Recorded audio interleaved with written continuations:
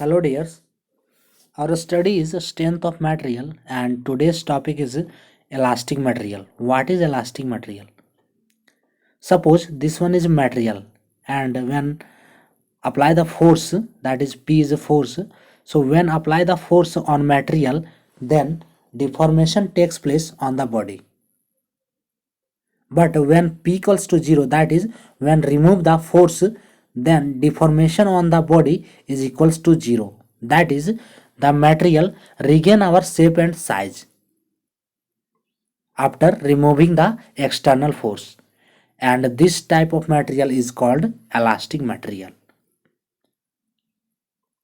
So we can say when material, or we can define it, the material which completely regain our shape and size after removing the external force, that is elastic material.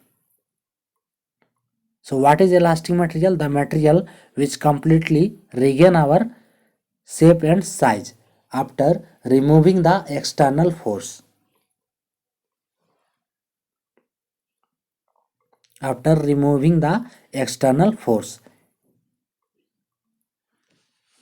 Now we take a body, or we can say we take a bar.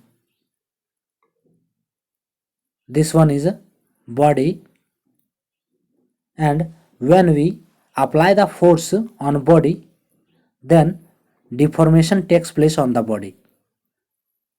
We are applying pull force, so deformation takes place on the body, that is del L. The length of the body is equals to L. After deformation, when we apply the force on body, the deformation on the body is del L. But when we remove the force on a body, then deformation is equals to 0, and that type of deformation is called elastic deformation, and body is called elastic material, and that type of material is called elastic material. So when P force apply on body, then deformation takes place on body is del L. When force P apply on body, then deformation takes place on body is del L. When remove the force on body, then deformation will be 0. Then deformation will be 0, and that type of deformation is called elastic deformation, and that type of deformation is called elastic deformation,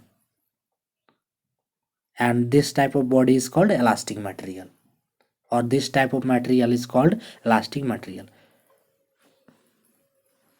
For a body, when force F equals to P, then deformation is equals to del L.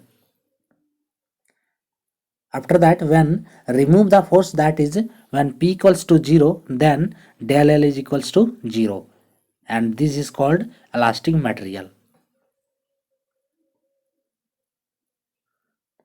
So these are all about elastic material.